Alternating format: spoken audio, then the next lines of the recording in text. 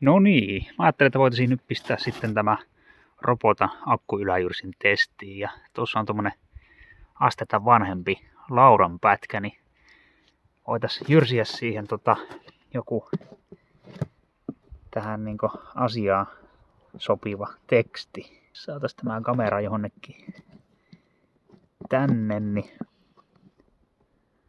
suunnitellaan tuo teksti siihen ensi alkuun.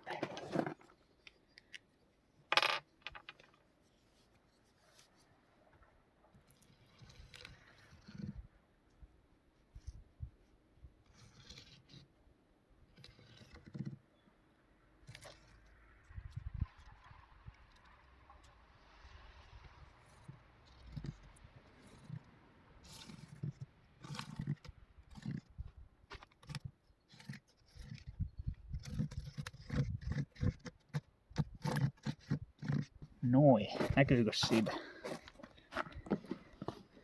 Pistetäänpäs noin. Tähän mä pistin tämmösen terän, joka on tolla syvyydellä, että se tulee hiukan tosta pohjalevystä ohitte. Varmaan aika sopiva.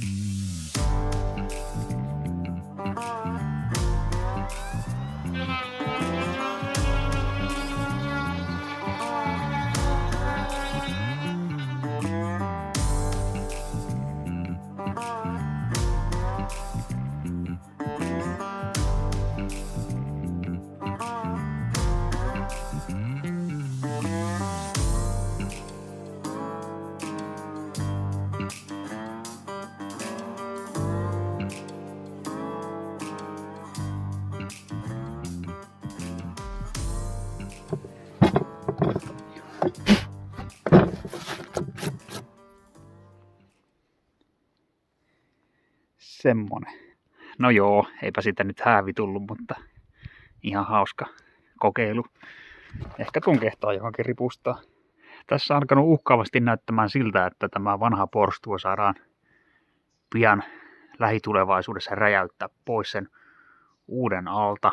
Niin pitäisikö sitä kuitenkin hiukan somistaa nyt sitten, että se saa nämä viimeiset hetkensä viettää sillä lailla kunniakkaasti ja palvella ihan loppuun asti. Kun se kuitenkin tässä vielä selviytyi nämä pari talvea, vaikka pelkäsin, että romahtaako se siitä, mutta hyvin se siinä on pysynyt. Mutta joo, katsotaan, toi kyltti tuntuu, että se voisi sopia aika hyvin mitan puolesta tuohon oven päälle, niin heitetäänpä se sinne kiinni.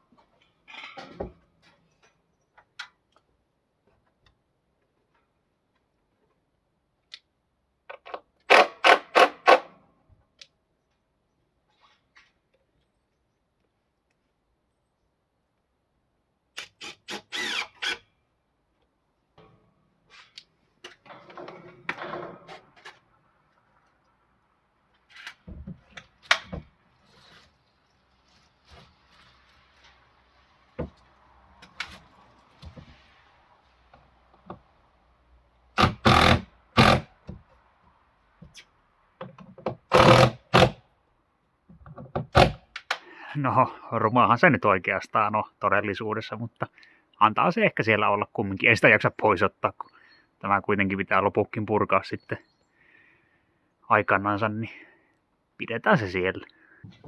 Sitten voitaisiin tehdä vielä semmonen testi, että yhdistetään nämä kaksi liimalevyn kappaletta lohenpyrstöliitoksilla toisiinsa ja jyrsitään nyt tällä akkujyrsimellä sitten noit suurimmat työstöt ja tehdään tautalla sitten viimeistely, mutta ihan vaan sillä lailla hupin vuoksi, että eihän tässä nyt tästä akkurungosta sinänsä mitään etua ole, mutta ihan vaan huvin vuoksi tämmönen pikku nikkarointi. Merkataan tähän eka nuo paikat. Me halutaan tehdä nyt sitten tähän levyyn noit pinnit ja sitten tähän tail Hännät ja pinnit voisi olla suomalaiset termit niille. Eli ne tulee sitten käytännössä näin. Ja tänne sitten merkataan noit pinnien paikat ihan ensi alkuun. Ja mitään turhaa kikkailua tässä mä en tykkää harrastaa, kun tekee näitä merkintöjä. Et kun ottaa tämmösen ja sitten tosta otetaan ensin reunasta sillä leveydellä pinni, millä ne halutaan tehdä. Mä ajattelin, että se voisi olla joku tommonen sentin luokkaa. Pistetään vähän reilumpi vielä. Tää on sen verran pehmeätä puuta, niin se ei sitten halkee.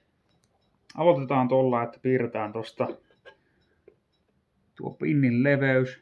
Ja sitten me halutaan tehdä tähän 2 lovea häntää varten. Eli niitä siis lohenpyrstöjä niin sanotusti tulee 2 kappaletta. Niin me sitten katsotaan tosta suunnilleen tommonen leveys. Mikä se voisi olla. Se ei ihan vielä. Tämän pitäisi niin kun pyöräyttää toisen kerran, niin osua silloin tuonne ulkoreunaan. Niin katsotaan tosta hiukan vielä leveämmäksi. Hiukan vielä. Ja ihan pikkusen vielä.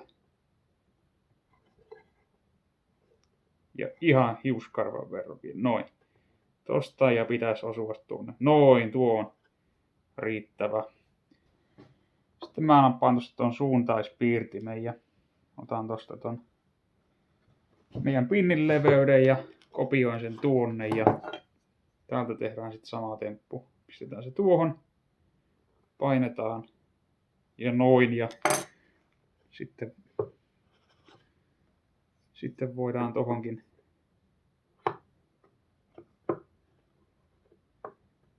tuohonkin merkata tämä. Noin ja noin.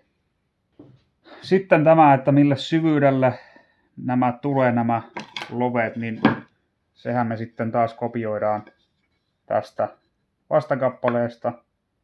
Ja voidaan se vaikka tehdä nyt näin, että tuossa ollaan varmaan tarpeeksi liki. Sitten voidaan se tuonne piirtää, että mikä on se haluttu syvyys. Nämä molemmille puolille.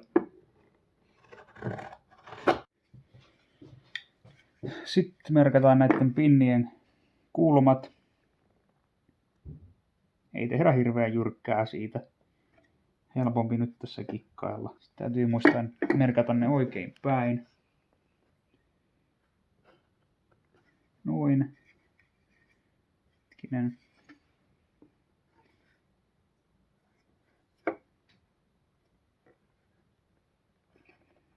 Noin. Sitten vielä tuosta. Noin. Tuosta tuli nyt vähän kapea, mutta ei se haittaa. Katsotaan mitä siitä tulee. Oho. Tuossa on tuo viiva. No.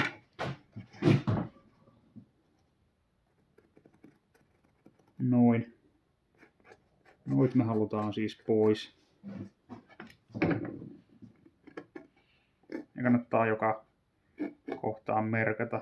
Ei sitten tule vahingossa väärästä kohtaa poistettua tavaraa. Ja sitten sama merkintä molemmille puolille. Tässä kohtaa voidaan käyttää vielä sahaa, niin saadaan kopioitua helpoiten nämä pinnien paikat siihen häntäkappaleeseen.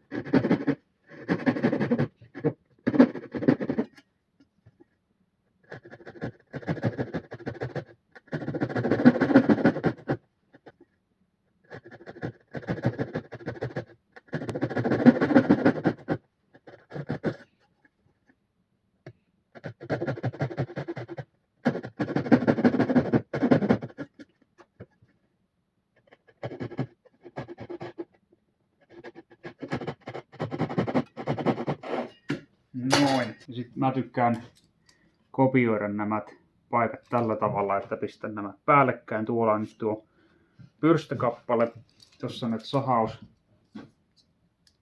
sahausjäljet. Ja otetaan tämmönen pieni veitti ja sitten piirretään tosta noita näitä saoslovia hyödyntää, niin tänne tuli nyt sitten nuo paikat. Me voidaan vielä vahvistaa ne tuosta lyijykynällä.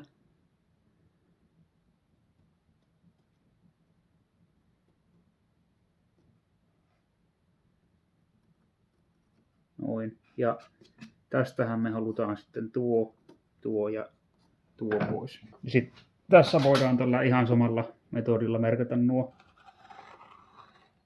tuo syvyys, mistä me mennään. Ja kumpaisellekin puolelle. Ja sitten itse asiassa tässä voidaan piirtää tänne reunoihinkin. Ja nämähän voidaan tehdä sitten ihan perus suorakulman avulla.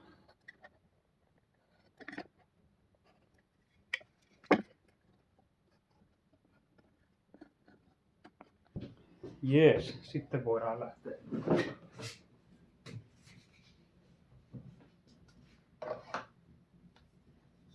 lähteä työstämään.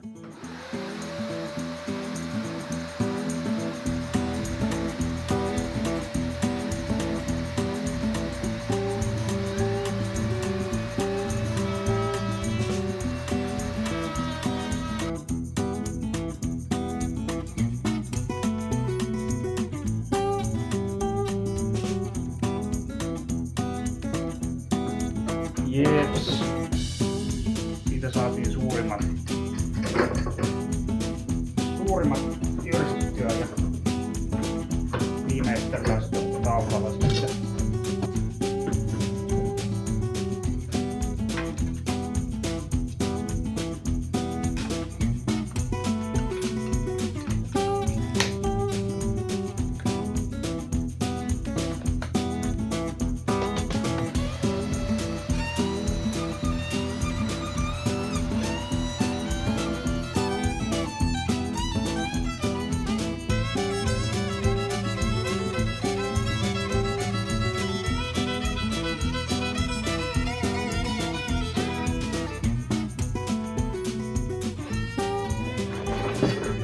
No niin, tämmöistä tulosta nyt sitten saatiin aikaiseksi. Nää tarvitsisi tästä vielä vähän siistiä. Oikeastaan voidaan aloittaa sillä, että sahataan tosta vielä noita tosta reunasta ylimääräiset. Se menee kaikista helpoiten näin. Pala toki voisi olla kiinni nyt jossain, mutta en nyt jaksa tähän väliin tehdä. Noin. Sama juttu tälle puolelle. Ei tässä nyt mitään puusepän tarkkuutta varmaan saavuteta tässä kikkailussa, mutta ihan vaan tämmönen huvin vuoksi testi, että miten tässä käy. Laitetaanpa tuohon. Sitten tosta taltan kanssa.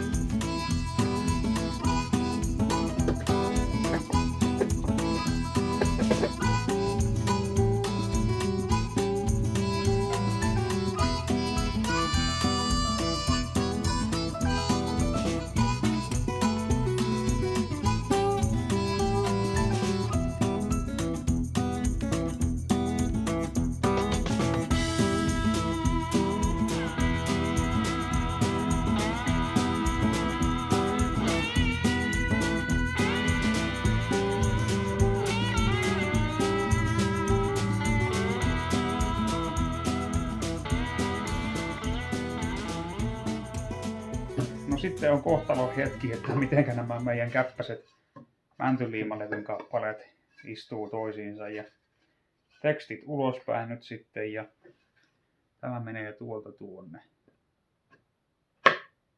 No niin, aivan liian väliä ainakin. Sehän heiluu siinä ihan valtoimenaan. Ei se nyt mikään ihan siis toivoton juttu kumminkaan. Tuo keskimmäinen pinni on aivan liian pieni. Muuten se on suhteellisen ok. Sitten hetkinen, ei noin vaan näin päin siinä on väljyyttä, että Mutta tästä ei voi jyrsintä syyttää. Tuo on tuo viimeistely tuli tehtyä hätäisesti ja sitten kun tämä on aika pehmeitä puuta vielä kaiken lisäksi, niin koivustahan se tämmöinen yleensä kannattaa tehdä tai jostain muusta kovemmasta. Tämä oli kyllä nyt sen verran onneton räpellys, että jos koitetaan vielä uusiksi, napataan tuota samaa liimalevyä ja merkataan siihen paikat ja vedetään jyrsimellä ja taltataan sitten loput ja katsotaan, että mitä saadaan aikaiseksi.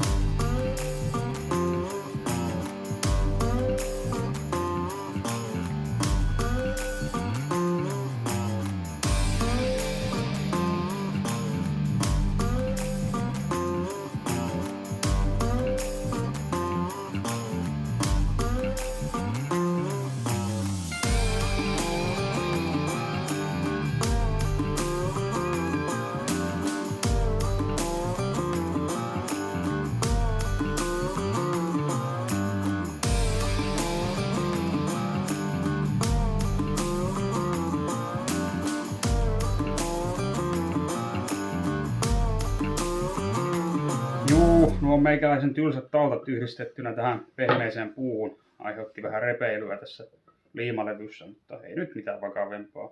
Voitaisiin sitten testata, että miten nämä istuu tällä kertaa. Huomattavasti on ainakin nyt jämptimpi mitä tuo ensimmäinen liitos. Ihan mukavasti se meni tuohon. Tässä niinku huomaa, että tämä on ainakin aika jouskari, että se ei nyt tahdo löytää paikkaansa tuosta lainkaan, hörpöttää. Mutta juu, tämä ei heilu lainkaan, on jämpti.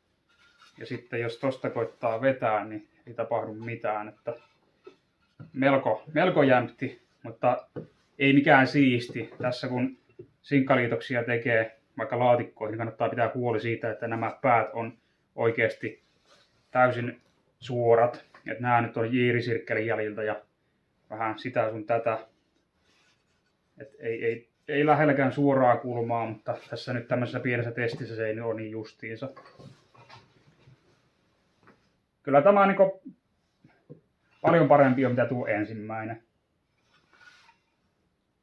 Ettei tässä nyt ihan toivottomaksi tapaukseksi luultaisin, niin on täällä nyt hiukan parempiakin sinkkaliitostöitä tullut tehtyä. Nämä on nyt tämmöisiä harrastehommia, että tehty käsin sahaten ja taltoten. Ei nämäkään mitään täydellisiä, mutta hiukan nätimpiä kuitenkin, mitä tuo jyrsimen kanssa kikkailu tuossa oli. Tämmöistä pikkuhuvia. Mutta kiitos taas kun viihdyit videon parissa ja tavataan sitten niiden seuraavien videoiden äärellä.